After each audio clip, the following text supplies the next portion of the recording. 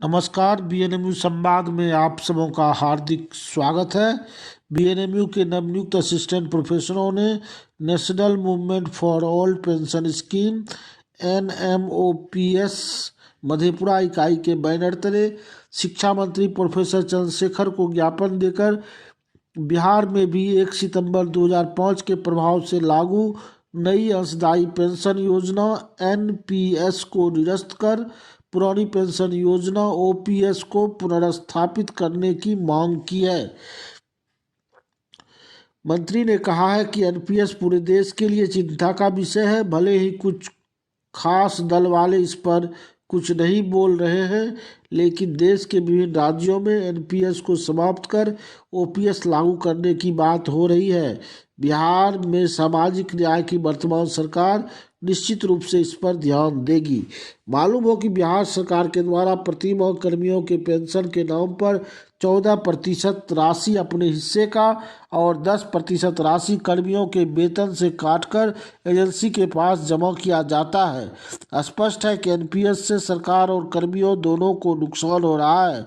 राज्य सरकार को भी प्रति माह राजस्व का भारी नुकसान हो रहा है और कर्मियों को भी लाभ मिलने की कोई गारंटी नहीं है। इसके विपरीत पुरानी पेंशन योजना से आच्छादित कर्मियों द्वारा प्रति माह अपने वेतन से GPF में राशि जमा किया जाता था, जिससे बिहार सरकार के राजस्व में वृद्धि होती थी।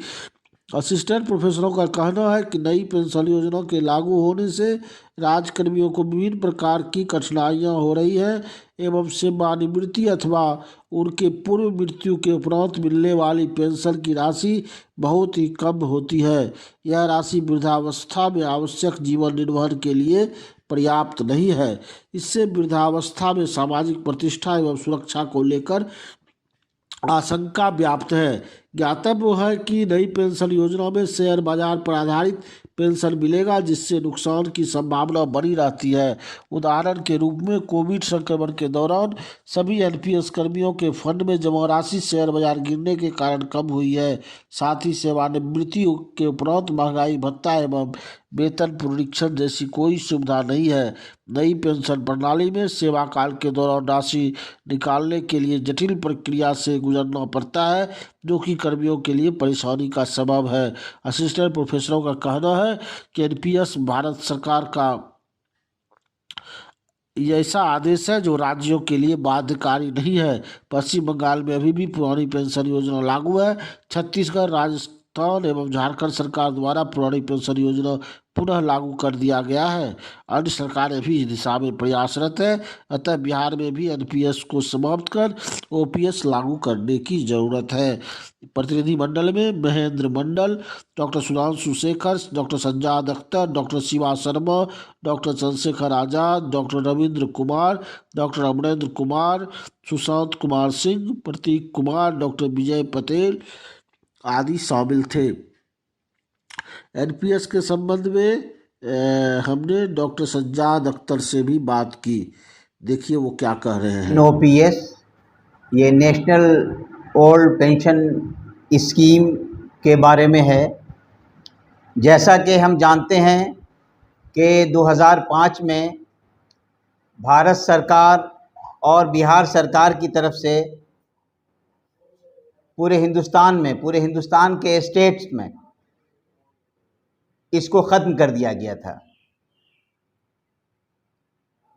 और इसकी जगह NPS लागू किया गया था, न्यू पेंशन स्कीम, जिसका रिटायरमेंट के बाद एक लंबी उम्र तक सेवा देने के बाद मालूम ये हुआ कि इसका फ़ायदा कुछ भी नहीं है। लिहाजा मेरा ज़ाती तौर पर मानना है कि पेंशन बुढ़ापे का सहारा ही नहीं, बल्कि ये हमारा हक है और ये हमारी कमाई हुई रकम है। राज्य सरकार की जिम्मेदारी है कि वो हमारा हक ओल्ड पेंशन स्कीम के तहत वो मुझे वापस करें और हर सरकार की ये जिम्मेदारी होनी चाहिए कि जो लोग देश के निर्माण में, देश को बनाने में अपनी पूरी ज़िंदगी लगा देते हैं, उसकी पूरी जिम्मेदारी सरकार को लेनी चाहिए। लिहाजा राज्य सरकार से हमारी गुजारिश है, हमारी दरख्वास्त है कि वो इसे जल्द अज जल्द इसे लागू करें, ताकि हम जैसे सरकारी सेवक देश के निर्माण में, देश को बनाने में अहम रोल अदा करें।